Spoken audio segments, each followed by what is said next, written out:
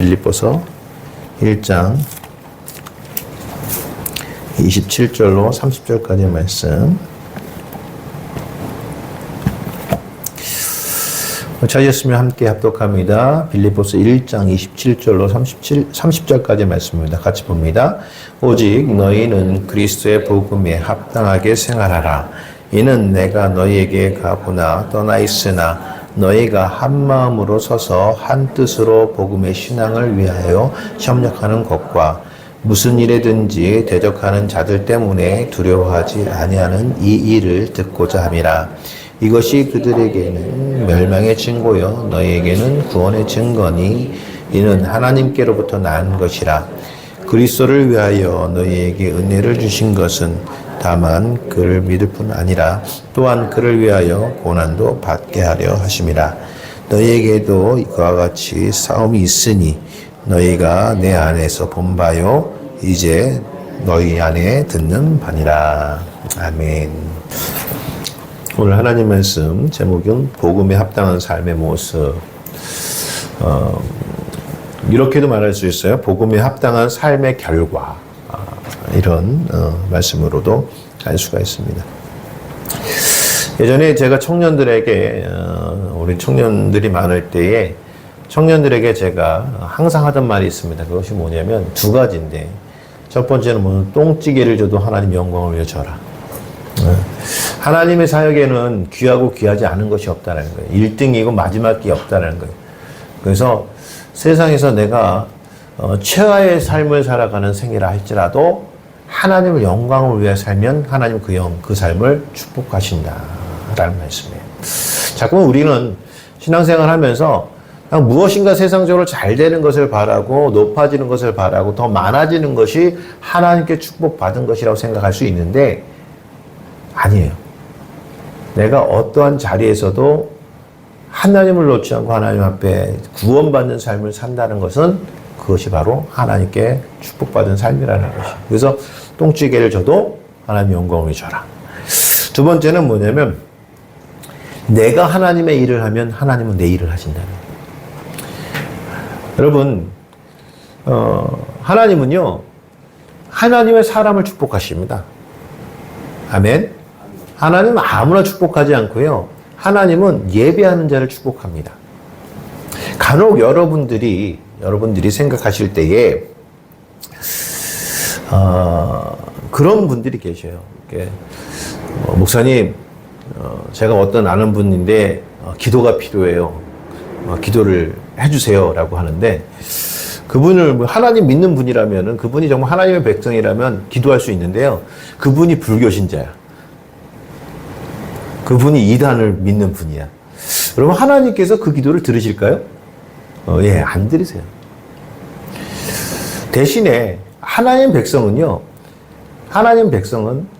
하나님 앞에 아뢰지 않아도 하나님께서 아신다고 그래요. 너희는 먼저 그의 나라와 그의 의를 구하라. 그리하면 이 모든 것. 그것이 뭐죠? 무엇을 먹을까? 무엇을 입을까? 무엇을 마실까? 너희는 하지 말라. 그거 기도하지 말라는 거예요. 이는 다 천부께서 너희에게 필요한 것을 아신대요. 그러니까 그런즉 너희는 먼저 그의 나라와 그의 의를 구하라. 그러니까 하나님 뜻과 하나님 나라를 천국을 구하면 이 모든 것 너에게 더하시겠다는 거예요. 그러니까 하나님은요 이미 우리가 필요한 모든 것을 다 알고 계셔요. 그래서 하나님께서 하나님의 일을 하는 자들에게 하나님이 내 일들, 즉 우리의 일들을 알아서 그걸 풀어가 주신다는 말씀이에요. 그래서 제가 항상 했던 얘기가 뭐냐면 우리가 하나님의 일을 한다면 하나님은 우리 일을 하신다. 근데 여러분 생각해보세요. 우리는 능력이 한정되어 있잖아요.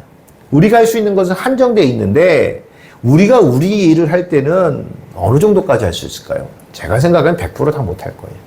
그런데 하나님께서 만약에 내 일을 하신다면 말씀으로 천지를 창조하신 그 하나님께서 여러분 내 일을 하신다면 완벽하지 않을까요? 그렇죠? 그래서 제가 그런 말씀을 드리는 거예요.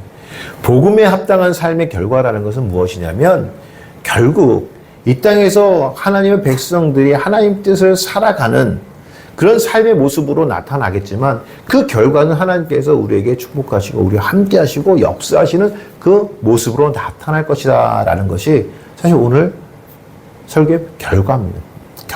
결론입니다. 그래서 우리가 복음에 합당한 삶의 모습, 그 모습이 어떤 삶인가라는 것들을 우리는 살펴보자는 거예요. 특히 교회에서 복음에 합당한 모습이라는 것은 여러분 이 모습이 잘 나타나는 곳은 교회입니다. 교회 생활을 한다. 이것은 또 신앙 생활을 한다. 이것을 다른 말씀으로 한다면 믿음 생활을 한다라는 거예요. 다 같은 거예요. 교회에서 생활하는 것이나 내가 신앙 생활을 하는 것이나 내가 믿음 생활을 하는 것은 다 같은 말씀이에요. 그러면 복음에 합당한 삶의 모습이라는 것은 믿음 생활을 얘기하고 신앙 생활을 얘기를 하고 교회 생활을 얘기해요. 그럼 우리가 교회에서 어떤 모습으로 비춰줘야 되고 어떤 모습의 삶으로 나타내야 될 것인가. 첫 번째는 그 삶은 복음의 신앙을 위하여 협력하는 삶이 된다는 거죠. 오늘 27절 말씀을 보게 되면 오직 너희는 그리스도의 복음에 합당하게 생활하라. 이는 내가 너희에게 가보나 떠나 있으나 너희가 한 마음으로 서서 한 뜻으로 복음의 신앙을 위하여 협력하는 것과 라고 얘기해요. 여러분 그래서 교회에서 신앙생활을 한다는 것은 협력하는 겁니다. 협력하는 거예요. 여러분 옛말에 백직장도 맞들면 낫다라고 얘기해요. 요즘 아이들은 백직장도 맞들면 찢어진다 이렇게 얘기를 하는데 아니죠. 백직장이라는 건 뭡니까? 종이 한 장이라도 서로 맞들면 낫다는 것은 협력의 이야기를 얘기하는 거예요. 참 우리나라는요 이 협력이라는 것을 굉장히 잘 아는 민족입니다. 옛날에 우리 시골에 가면 품앗이라는 것이 있어요. 품앗이. 그것은 뭐냐면 농사를 지을 때에 농번기가 오게 되면 이제 모내기를 하게 되면 자기 혼자서 가면 농사일을 하면 너무너무 힘드니까 동네 사람들이 함께 모여서 오늘은 이 집, 내일은 저 집, 또 다음 날은 누구네 집 이렇게 해가지고 돌아가면서 같이 한 날 모내기를 끝내주는 일들을 같이 하는 거예요. 왜냐하면 협력하면 힘이 덜 들어요. 그리고 한 사람이 하는 일보다 두 사람이 더 시너지가 나타나고요. 두 사람이보다는 네 사람이 더 시너지 효과가 많은 거예요. 그래서 플러스 알파가 되어지는 결과들이 나타나기 때문에 우리가 협력을 굉장히 중요시하는 민족이기도 합니다. 달리기를 할 때 보게 되면 제가 그 마라톤을 예전에 중학교 1학년 때 학교에서 마라톤 선수를 했었어요. 중학교 1학년 때. 그러니까 달리기를 좀 잘해서 그런지 모르죠. 선생님이 마라톤부에. 근데 저보다 정말 저 더 잘 달리는 친구가 있었어요. 그래서 얘기하시더라고요. 선생님 뭐라고 얘기하냐면 무조건 네가 1번으로 나가. 1등으로 나가. 우리 학교에서는 네가 1번으로 나가. 한 학교에 3명씩 나갈 수 있거든요. 그 1번을 나가. 내가 지치면 2번 선수가 있어요. 2번 선수가 어느 정도 가다가 지치면 어떻게 돼요? 마지막 제일 잘 뛰는 친구가 달려나가는. 그게 뭐냐면 쉽게 말씀드리면 끌어주는 사람인 거예요. 자, 근데 왜 그러냐면 그 세 번째 선수를 잘 뛰게 하기 위해서 우리가 뭐 해주냐면 동역해 주는 거예요. 그러니까 같이 뛰면은 힘이 덜 들고 힘을 아낄 수가 있다는 거죠. 근데 제가 같이 뛸 때 제가 제 한계에 있으면은 이제 그때 두 번째, 이제 세 번째 이렇게 나가겠지만 아무튼 달리기 할 때 혼자 뛰면은 그렇게 못 뛰어요. 같이 뛰어주는 것이 쉽게 뛸 수 있고, 힘을 덜 들 수 있게 한다는 말씀이죠. 신앙생활도 마찬가지예요. 혼자서 신앙생활 하시는 것보다는 분명히 같이 하시는 게 더 낫다라는 거죠. 또 교회는 협력을 하는 기관이라는 말이에요. 그런 단체란 말씀, 그런 공동체라는 말씀이죠. 협력이 우선이 돼야 된다는 말씀이에요. 그래서 로마서 8장 28절의 말씀에 보게 되면 우리가 알거니와 하나님을 사랑하는 자 곧 그의 뜻대로 부르심을 입은 자들에게는 모든 것이 합력하여 선을 이루느니라. 그래서 교회는 합력하는 거예요. 그 누군가 기체를 들고 나가면 서로 그건 아니에요 이것이 아니라 그것이 주의 뜻 아니라면 그게 주의 뜻 안에서라면 같이 함께하고 협력하는 것이 바로 교회다라는 것이에요. 그래서 협력의 근본이 뭐냐면은 오늘 말씀에 그런 협력을 할 수 있는 것이 뭐냐면 한 마음으로 서서 한 뜻으로 일하라는 겁니다. 협력은 한 마음으로 한 뜻으로 일하는 것이 협력입니다. 근데 여러분 생각해 보세요. 교회 성도들이 다 똑같은 사람은 아니잖아요. 다 생각이 다르고 생활이 다르고 자기의 삶의 터전이 다릅니다. 그래서 모든 사람들이 다 똑같다고 볼 수가 없는 거예요. 교회는 그래서 다양성을 인정해 줘야 돼요. 나도 맞지만 당신도 맞는 거예요. 그러나 서로 다른 거예요. 다양성을 인정해 줘야 되는 거예요. 내가 옳지 않아요. 저 사람도 옳아요. 나만이 옳은 것이 아니에요. 저 사람도 옳기 때문에 서로 다름을 인정할 때에 정말 아름다운 교회가 될 수 있어요. 그런데 그런 아름다운 교회에서 서로가 같이 협력할 수 있는 건 뭐냐면 이런 다양성 안에서 획일성이라는 것이 있다는 거예요. 그것은 뭐냐면 같이 하나로 한 마음을 엮는 한 가지의 획일적인 일들이 있어야 된다는 말씀이죠. 모든 성도는 다 다른 인격을 소유하고 있어요. 그러나 중요한 것은 그렇기 때문에 서로를 다름을 인정하지만 그 안에서 인정하는 그 기준은 반드시 하나여야 된다는 말씀이에요. 그래서 그 기준이 무엇이냐? 그것이 무엇이냐면 하나님의 뜻이어야 된다는 말씀입니다. 우리 주님께서 요한복음 말씀에 보게 되면 이런 말씀을 하셨어요. 뭐라고 말씀하면 예수께서 그들에게 이르시되 요한복음 5장 17절 말씀이에요. 내 아버지께서 이제까지 일하시니 나도 일한다. 내 아버지께서 이제까지 일하시니 나도 일한다. 그러면 내 아버지는 누굽니까? 하나님이시죠. 하나님의 일하시니 나도 일한다. 그러니까 이것은 뭐냐면 하나님의 교회가 그렇다는 거예요. 하나님께서 일하시니까, 예수님께서 일하시니까 우리도 일해야 되는 거예요. 근데 그 일이 무엇이냐면 하나님께서 하시는 일을 예수님께서 하신 것이고 그 예수님의 일이 오늘 우리의 일이 된다는 말씀이에요. 그러면 그것은 뭐냐면 우리가 무슨 일이든 그냥 일하는 것이 아니라 목적이 뭐여야 되냐면 하나님의 일이 돼야 된다는 말씀이에요. 사랑하는 성도 여러분, 이게 중요해요. 무엇이냐면 우리가 하는 일들이, 우리가 하고자 하는 일들이 하나님 뜻과 맞냐라는 거예요. 하나님께서 하시는 일이라는 거예요. 자, 이 말씀은 더 깊이 좀 살펴보면 언제 말씀하신 거냐면 예수님께서 베데스다라는 연못에서 38년 된 병자, 누워있는 병자를 고치세요. 고치시는데 그날이 무슨 날이냐면 안식일이에요. 안식일. 그래서 예수님께서 안식일 날 이 병자를 고치시니까 이 안식일을 잘 지키는 유대인들이 예수님께 그렇게 얘기합니다. 어떻게 안식일에 사람을 이렇게 고칠 수 있냐? 일했다라는 거예요. 너는 일했다. 이것은 율법적으로 맞지 않는다라고 얘기하는. 그때에 예수님께서 말씀하신 것이 뭐냐면 아버지께서 이제까지 일하시니 나도 일한다라는 거예요. 그러면 여기에 하나님의 일의 목적이 담겨져 있는 것이 무엇이냐면 분명히 하나님은 안식일을 지키라 말씀하셨어요. 안식일을 지키라. 여러분, 그런데 왜 주님께서 안식일에 병자를 고치시는 일을 하셨고 또 그 일이 아버지께서도 일하시니 나도 일한다. 아버지도 똑같은 일을 하시는 거야 라고 그렇게 얘기했을까? 여러분, 그러니까 예수님께서 하셨던 말씀은 뭐냐? 아버지의 일의 목적에 대해서 말씀하는 거예요. 일의 결과가 얘기하는 거예요. 우리 하나님께서는 분명히 율법으로 안식일을 지키라라 말씀하셨는데 안식일을 지키는 목적이 중요하다는 거예요. 안식일을 지키는 일이 중요한 것이 아니라 안식일을 지키는 목적이 중요하다는 거예요. 그러면 그 목적이 무엇이냐면 안식일은 지키는 것보다 더 중요한 것이 무엇이냐면 안식일을 지키지 않는 자들이 안식할 수 있도록 만드는 것. 즉 다시 안식일을 지킬 수 있게 만드는 것이 더 중요하다는 거예요. 왜? 38년 된 병자가 병을 고치면서 예수님 앞에 뭐라고 선언을 받았냐면 내 믿음이 너를 구원했다라고 해요. 구원을 받았다는 구원. 제가 왜 구원을 이것이 왜 중요한지를 말씀드렸죠. 예루살렘에는 병자가 살 수 없었어요.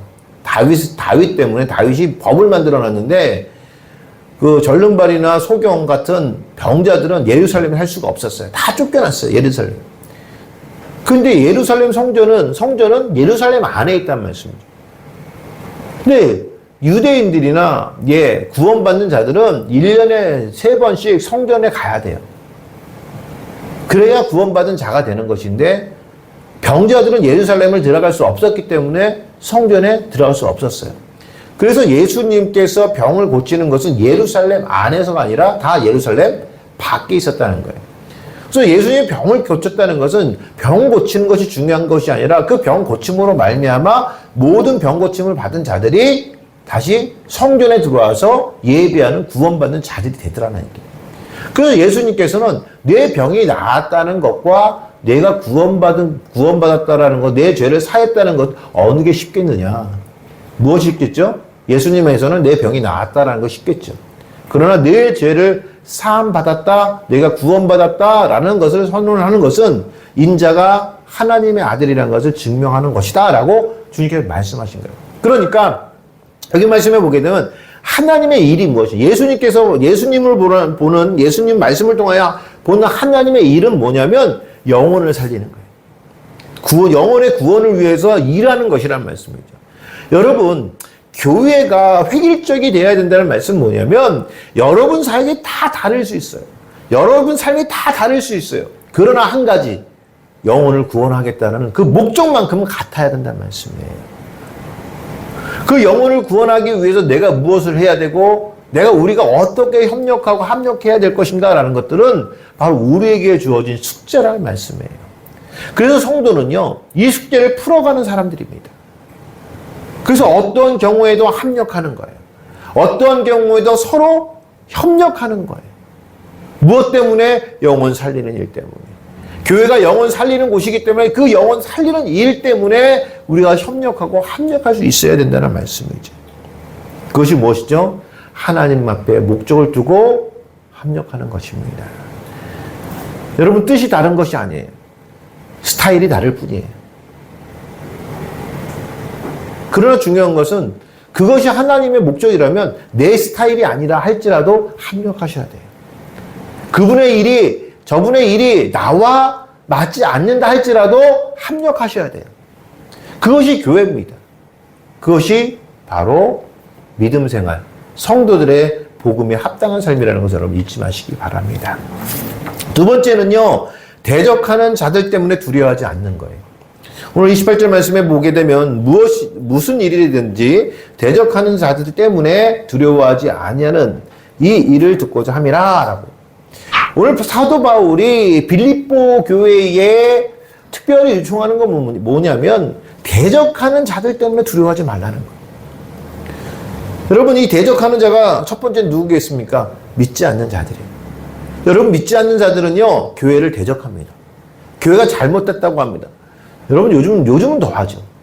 물론 교회가 잘못할 수 있습니다. 그것을 인정하지 않는 것은 아닙니다. 그러나 그것 때문에 교회를 비판하는 자들은 비판일 뿐이에요. 그들이 교회에 무슨 도움을 줬습니까? 교회에 뭘 하겠습니까? 한편으로 생각하면은 교회의 기대치가 많기 때문에 비판하는 겁니다. 그렇죠? 아무튼 믿지 않는 자들, 세상적인 사람들은 내가 신앙생활하고 내가 하나님 말씀을 지켜 사는 것에 대한 굉장히 비판적입니다. 또 교회는 그와 반대로 세상의 눈치 보는 곳이 아닙니다. 세상 사람들이 이런 걸 좋아하기 때문에 이렇게 해야 되고 그런 것이 아니란 말씀입니다. 세상의 눈치를 보는 것이 아니라는 거예요. 교회는 성경 말씀에 세상이 감당치 못할 공동체라고 얘기해요. 세상이 감당하지 못하는 공동체가 교회라는 것이에요. 여러분, 제가 이런 말씀드립니다. 종교인 과세라는 것이 있습니다. 종교인 과세. 원래는 종교 과세예요. 교회에도 세금을 매기겠다는 거예요. 교회 세금을 내게 하겠다라는 것이 옳으냐? 많은 분들이 그래요. 옳다라고 했는데 저는 그러다라고 생각해요. 왜요? 1차적으로 여러분들이 세상에서 교회는 여러분들이 헌금하는 부분들이 있잖아요. 벌이가 아니잖아요. 교회가 무슨 사업을 해서 일단은 그 교회에 수입이 들어오는 모든 경로가 성도들의 헌금 아닙니까? 헌금인데 여러분 그 헌금의 경로를 뭐라고 얘기하면 수입이라고 생각하고 거기에 세금을 하겠다는 거예요. 여러분 교회는 그렇다면 1차적으로 세상의 교회를 무엇으로 봤냐면 기업체로 봤다는 거예요. 사업체로 봤다는 거예요. 교회는 사업체가 아닙니다. 공동체지.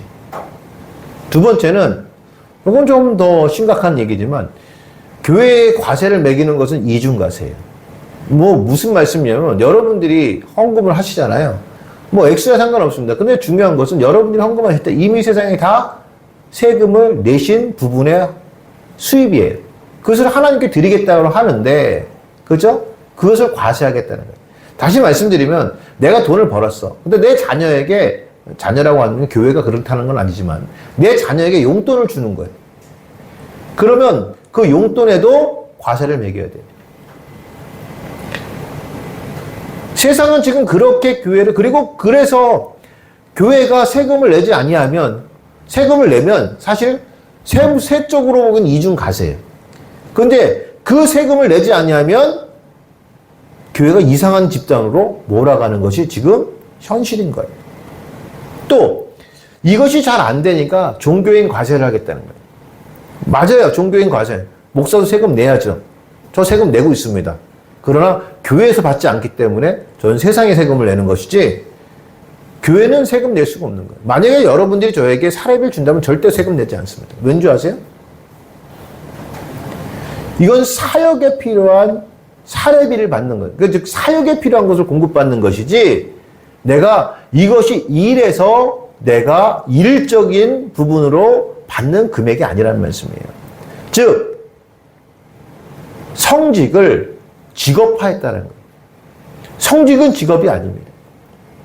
또 하나의 말씀을 보게 되면 세금을 내기 위해서는 수입과 지출에 대한 부분들을 정확히 밝혀야 돼요. 그렇지 않습니까? 나라는 그 작업을 하는 거예요. 근데 여러분 아시겠지만 우리가 선교비를 보낼 때 영수증 못 받는 곳이 있어요. 중국 선교사나 아니면 저기 이슬람권의 선교사들에게 우리가 선교비를 보내요. 그리고 그들은요, 주민등록번호 제대로 쓸 수 없어요. 왜? 선교사라는 게 티가 나면 안 되니까. 만약에 이슬람 국가에서 선교사, 그들은 다 사업자라고 가거든요. 근데 거기서 당신에게 우리가 돈을 줬는데, 야, 당신 선교사니까 교회에서 영수증 끊어와. 교회 영수증 끊어주는 즉시 그분들은 어떻게 해요? 사형이에요. 교회의 선교를 막는 것이 뭐냐면 종교인 과세입니다. 심각한 거예요. 안 내겠다는 것이 아닙니다. 그런데 그것이 결국에는 세상에서 교회가 하는 모든 일들을 다 공개를 해서 공개하는 것까지는 좋아요. 근데 중요한 건 뭐냐면 그렇게 공개되지 못하는 그런 금액들은 다 뭐예요? 횡령이에요. 횡령인 겁니다. 김은기 목사가 이번에 가서 선교지에 가서 선교비를 쓰고 왔는데 영수증을 받습니까? 못 받아요. 인정해 줍니까? 인정해 주지 않아요. 여러분, 김은기 목사는 이번에 선교지 가서 썼던 모든 것도 다 횡령입니다. 세상법으로 보면 그런 거예요. 여러분, 제가 말씀드리는 건 뭐냐면 세상에서 왜 그들이 원하는 깨끗한 무슨 교회, 무슨 깨끗한 경영, 깨끗한 재정, 그래서 그들이 우리에게 과세를 매기겠다. 그게 아니에요. 그 과세를 매긴다라는 것은 뭐냐면 우리의 선교 활동을 억압하고 앞으로 그것을 하지 못하도록 만들겠다라는 겁니다. 그래서 이 사실을 아는 사람들은 교회 과세나 종교인 과세에 대해서 반대하는 겁니다. 세상은 그렇게 우리에게 들어오게. 또요, 여러분, 동성연애자에 대해서 옹호하는 게 맞습니까? 그렇지 않아요. 여러분, 동성연애자, 성소수자들은요, 우리에게는 회개의 대상이에요. 그들을 미워하고 그들을 뭐라고 해야 돼요? 그러자고 하는 것이 아니에요. 그들은 회개의 대상입니다. 그들이 정말로 하나님께서 주신 자신의 성에 대한 정체성을 깨닫고 하나님께 돌아올 사람이지 왜 동성연애자가 됩니까? 예, 육신적인 즐거움 때문에 그런 거 아닙니까? 그들은 그 뭐예요? 자기의 성에 대한 부분들을, 자기의 육체에 대한 부분들을 하나님께서 주신 하나님의 뜻대로 사용하지 않고 어떻게 하고 있어요? 자기의 욕망대로 살아가고 있는 자들이 그런 사람들이에요. 그래서 그 사람들은 회개의 대상이에요. 그런데 교회가 동성연애자에 대해서 인정하지 않는 이유가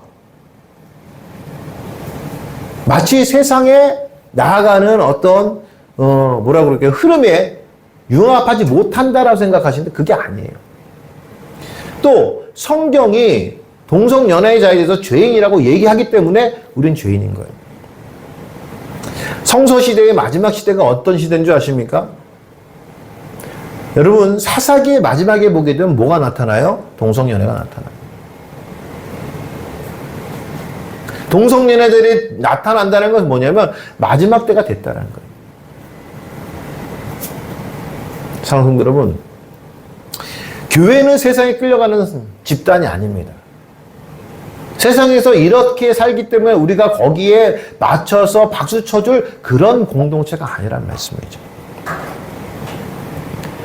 히브리서 11장 33절 말씀에 보게 되면 그들은 믿음으로 나라들을 이기기도 하며 의를 행하기도 하며 약속을 받기도 하며 사제들의 입을 막기도 하며 불의 세력을 멸하기도 하며 칼을 피하기도 하며 연약한 가운데 강하게 되기도 하며 전쟁에 용감하게 되어 이방 사람들의 진을 물리치기도 하며 여자들은 자기의 죽은 자들을 부활로 받아들이기도 하며 또 어떤 이들은 더 좋은 부활을 얻고자 하며 심한 고문을 받되 구차히 풀려나기를 원치 아니하였으며 또 어떤 이들은 조롱과 책짓일 뿐 아니라 결박과 옥에 갇히는 시련도 받았으며 돌로 치는 것과 톱으로 켜는 것과 시험과 활로 죽임을 당하고 양과 염소의 가죽을 입고 유리하여 궁핍과 환난과 학대를 받았으니 이런 사람은 세상이 감당하지 못하느니라. 그들이 광야와 산과 동굴과 토굴에 유리하였느니라.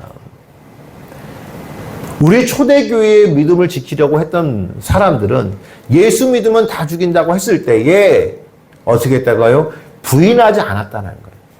그것을 두려워하지 않았다는 거예요. 내 생명을 내놓더라도 하나님 믿음에 대한 부인하지 않았다는 말씀이에요. 여러분, 이 시대가 얼마나 교회를 공격하는지 모릅니다. 정말 그런 가운데서 우리가 지켜야 할 믿음은 무엇이냐면 그들을 두려워하지 아니하는 믿음이에요. 또 두 번째는 교회 안에서 다른 생각을 가진 자들을 두려워하는 것이 아니라. 여러분, 성경 말씀에 보면 계시록 말씀에 보면 에베소 교회가 나옵니다. 에베소 교회는 참 좋은 교회, 큰 교회이기도 하고 참 사역을 많이 했던 교회인데 우리 주님 앞에 꾸지람을 받았어요. 꾸지람을 뭐라고 받았냐면 내 첫 마음을 잃었다. 첫 마음을 잃었다. 근데 그 첫 마음에 대해서는 그러니까 첫 마음을 찾지 되돌리지 못하면 하나님의 징계를 받는다라고 말씀하셔요. 에베소 교회도 하나님께서 사랑하신 교회입니다. 근데 첫 마음이 무엇이냐면 에베소의 말씀을 보게 되면 에베소 교회 성도들이 어느 정도의 실력을 가졌었냐면 이 들어오는 이단들, 다른 교회는 다 구별하지 못했는데 들어오는 이단들에 대해서 성경 말씀으로 그들을 쫓아내는 것을 볼 수가 있어요. 성경에 다른 생각을 가지고 있는 자들을 쫓아내요. 그런 실력을 가졌는데 나중에 무너진 건 무엇이에요? 이단 때문에 무너져요. 그 첫 마음을 갖지 못했다는 거예요. 왜요? 경제적인 게 들어오면서. 에베소 교회에 물질적인 문제가 들어오면서 이단들이, 그러니까 쉽게 말하면 교회에서 다른 생각을 가진 사람들이 돈으로 성도를 매수하는 거예요. 돈으로 교회를 매수하는 거예요. 중직들을 매수하는 거예요. 주의 총들을 매수하는 거예요. 그래서 결국은 그것을 털어내지 못했어요. 제가 여러분 말씀드리면 저는 여러분들 헌금을 얼마 하는지 몰라요. 여러분들이 헌금을 하는 분들도 몰라요. 보지 않아요. 왜요? 그거 보면 내가 여러분들 헌금으로 평가하게 될 것 같아요. 제 경험상 그래요. 예전에 제가 그랬었으니까. 지금은 아예 보질 않아요. 그런데 어떤 이들은요,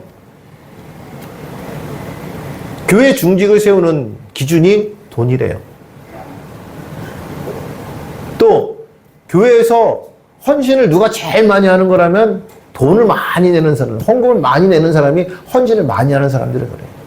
여러분, 그거 중요하지 않습니다. 그리고 그 많이 하면서 다른 성경과 다른 것들을 주장하는 사람들이 있어요. 그래서 그 사람이 그 사람의 말이 맞는 것처럼 또 그렇게 호도해 가는 경우도 있다는 거예요. 그렇지 않아요, 교회는. 성경이에요. 외부에서 교회가 그래서 무너지게 됩니다. 첫마음을 잃었기 때문에. 사랑하는 성도 여러분, 교회 안에서도 하나님 목적 위에 다른 이유를 달고 다른 목적을 가진 자들에 대해서 여러분 두려워할 필요가 없죠. 두려워하면 안 됩니다. 그러면 그들에 대해서 어떻게 돼요? 알려줘야죠. 두려워하지 않고 하나님의 목적과 하나님의 방법과 우리 공동체가 나아갈 길을 알려줘야죠.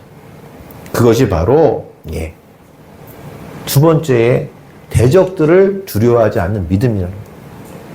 그럼 이 믿음이 어떻게 오느냐? 여러분, 내가 실력을 닦는다고 오는 것이 아니에요. 그렇게 할 수 있는 것은 무엇이냐면 은혜입니다. 은혜.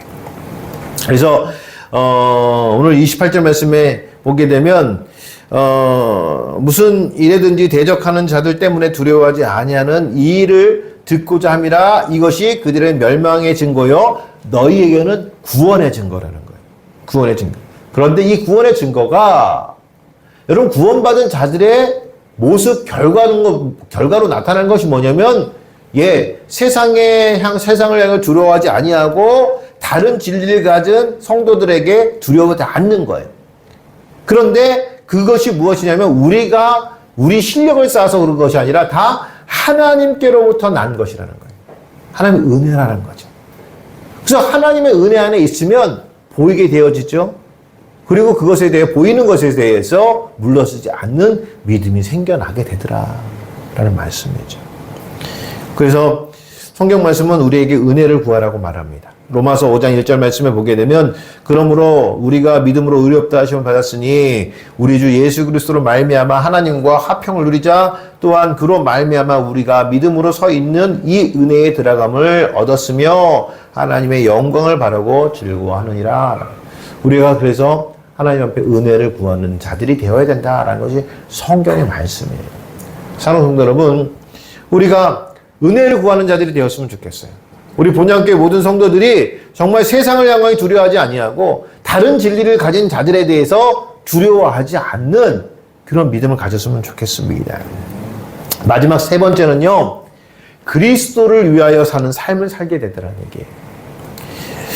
오늘 29절 말씀에 보게 되면 그리스도를 위하여 너희에게 은혜를 주신 것은 이라고요. 하나님께 우리에게 은혜를 주신 것은 무엇 때문인 줄 아십니까? 그리스도를 위하여 살라는 거예요. 하나님께서 우리를 구원하신 이유는 무엇이죠? 그리스도를 위하여 살라는 것이에요. 다만 그를 믿을 뿐 아니라 또한 그를 위하여 고난도 받게 하려 함이라. 여러분, 예수를 믿는 것 때문에 어려움이 올 때에 그 어려움을 어려움이라고 생각하지 마세요. 어제는 제 후배가 찾아왔어요.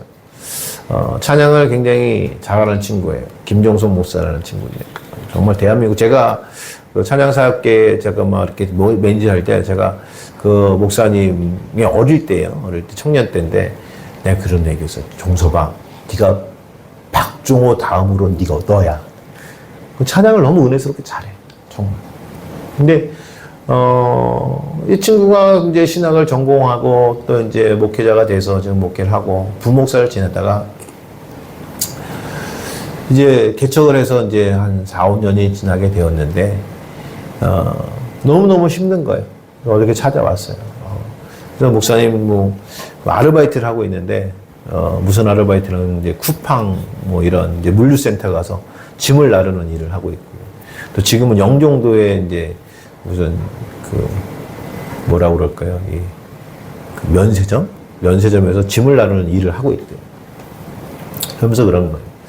자기는 옛날에 목사님 말씀들처럼 그냥 앉아서 기도하면 하나님께 다 갖다 주신 줄 알았대. 근데 요즘 너무 힘들대. 사모님이 많이 아프대. 그래서 병원비도 들어가고 아이들이 몇 명일까요? 거기는 5이요. 예, 아이들이 5이요. 그래서 축복받았잖아요. 근데 자기는 축복이 아니래. 너무 힘든데. 그래서 제가 그런 얘기 했어요. 우리가 하나님을 위해서 일하지 않느냐. 그리스도를 위해서 일하는 것 아닐까. 주의 종이 우리가 먹고 살려고 주의 종 된 건 아니잖아요. 차라리 그러면 사업하고 차라리 나가서 돈을 벌지 몰라 우리가 주의 종 하느냐는 거예요. 분명한 것은 그래 그게 어려울 수도 있어. 맞아요. 목회하면서 정말 이렇게 아르바이트하고 하는 것이 어려울 수 있어. 내가 목사가 아니라면 정말 세상에서 뭘 해도 돈 많이 벌 수 있는 뭘 해도 하겠는데 그러지 못하는 것이 내게 어려울 수도 있는 거예요. 그런데 여러분 생각해 보세요. 우리가 예수 그리스도를 위해서 일한다고 한다면 여러분 성경 말씀을 보게 되면 예수 그리스도 때문에 우리보다 더 어려운 사람들이 더 많았어요. 그리고 하나님 완전하신 분이에요. 분명히 오늘의 어려움도 하나님께서 내게 뜻을 세워놨기 때문에 어려움을 주시는 겁니다. 그 어려움을 통해서도 하나님께서 내게 주시는 말씀이 있어요. 그 상황을 통해서 하나님께서 내게 이루실 하나님 귀한 뜻이 있다는 말씀이죠. 그러면 그 어려움도 내게는 유익한 거예요. 내가 지금 참지 못하고 내가 지금 견딜 수 없는 그런 마음에 그런 상황에 있다 할지라도 분명히 그것이 내가 하나님의 은혜 받은 자라면 하나님은 그 안에서 그것으로 인하여 내게 주실 은혜가 더 있기 때문에 더 큰 은혜가 있기 때문에 그것에서도 고통이라 생각하지 아니하고 이것이 하나님 은혜라라고 기뻐할 수 있는 기쁨이 있다는 말씀이에요. 여러분 하나님은 우리에게 그걸 원하시는 거예요. 그래서 우리에게 주신 은혜가 있다면 내가 좋을 때 하나님께 더 겸손할 수 있고 내가 어려울 때 내가 더 하나님 의지할 수 있는 것이 바로 은혜 받은 자의 삶의 결과라는 말씀이에요. 그러니까 좋다고 해가지고 너무 좋아하고 또 내게 어려움이 있다 할지라도 그것 때문에 기죽어 살고 그런 일희일비 그런 삶이 아니라 언제나 평안하고 언제나 하나님께 감사한 삶을 살 수 있다는 것이죠. 그래서 성경 말씀은 우리에게 그렇게 말씀하시잖아요. 항상 기뻐하라. 쉬지 말고 기도하라. 범사에 감사하라. 여러분 생각해 보세요. 항상 기뻐할 수 있습니까? 쉬지 않고 기도할 수 있습니까? 범사에 감사할 수 있습니까? 그런데요. 성경 말씀은 이는 예수 그리스도 안에서 너희를 향하신 하나님의 뜻이래요. 여러분 하나님의 뜻이면 누가 이루시는 거예요? 하나님이 이루시는 거예요. 우리가 이루어가는 것이 아니에요. 우리가 기뻐하자, 우리가 기도하자, 우리가 감사하자 하는 것이 아니라 하나님께서 그렇게 만들어 가시겠다는 거예요. 우리를 항상 기뻐할 수 있도록 쉬지 않고 기도할 수 있도록 범사에 감사할 수 있도록 하나님께서 우리가 예수 그리스도 안에 있으면 우리를 그렇게 만들어 가시겠다는 거예요. 그러니까 오늘의 고난도 고난이라 생각하지 않는 것은 하나님께서 내게 주신 은혜라고 생각한다면 그것이 감사가 되더라 라는 말씀입니다. 요즘 참 희한합니다. 제가 사실은 에어컨 일을 해야 사실 경제적인 거 교회도 많이 운영할 수 있고 하지 않습니까? 근데 요즘은요 제가 말씀드립니다. 희한하게 하나님께서요 에어컨 스케줄을 딱 닫아놓으세요. 정말요. 여러분 이제 스케줄 노트를 보게 되면 스케줄이 선교 가기 전에는 아무것도 없어요. 근데 이제 그렇게 있다가 하나님께서 선교 일정을 딱 주세요. 그러면 걱정이 되는 마음에 이게 바쁠 때 내가 선교를 가면 안 되는데 라고 하고 그래도 하나님 명령이니까 가야지라고 하고 선교 일정을 딱 잡잖아요. 그러면 그때부터 다른 스케줄이 줄줄줄줄 생겨나요. 참 희한해요. 그랬다가 선교 일정이 딱 끝나기까지는 아무것도 없어요. 그리고 나서 다음 선교가 딱 잡히면 그때부터 또 스케줄이 줄줄줄줄 또 생겨나요. 하나님께서 그걸 원하시는 것 같아요. 무엇이냐면 하나님을 위해서 내가 먼저 결정해 주길 바라는 것 같아요. 하나님 나라를 위해서 하나님께서 그것을 먼저 해주길 바라는 것 같아요. 여러분, 모든 상황 속에서 주님께서 우리에게 인도하시고 은혜를 주신다는 것을 믿지 마시기 바랍니다. 하나님의 은혜는 내가 기쁘고 내가 즐겁고 내가 좋은 일이 있을 때만 하나님의 은혜에 있는 것이 아니라 오늘 내가 그렇지 않다 할지라도, 아니 내가 고난 중에 있다 할지라도 하나님의 은혜는 변하지 않아요. 그래서 그 안에서도 하나님께서 내게 주신 은혜가 있다는 얘기죠. 그래서 그런 찬양이 있지 않습니까? 모르는 상황 속에서 주를 바라고 주를 찬양할지라도 주는 너의 큰 상급, 너의 도움이시다. 하나님께서 우리 도와주신다는 거예요. 그래서 다윗처럼 내 영혼이 확정되고 확정되었사오니 내가 눈을 들어 주를 바라봅니다. 라는 그런 찬양. 여러분, 우리가 매일의 찬양이 되지 않겠습니까? 은혜 받은 자가 하나님을 바라고 또 그 은혜를 구하는 그 삶이 오늘 저와 여러분의 삶이 되어야 할 것입니다. 그래서 성경 말씀은 고린도전서 10장 31절에 그렇게 말씀하십니다. 너희가 먹든지 마시든지 무엇을 하든지 다 하나님의 영광을 위해서 하라. 여러분, 그러면요 하나님께서 우리의 삶을 책임지십니다. 저는 그 믿음을 가지고 왔으면 좋겠어요.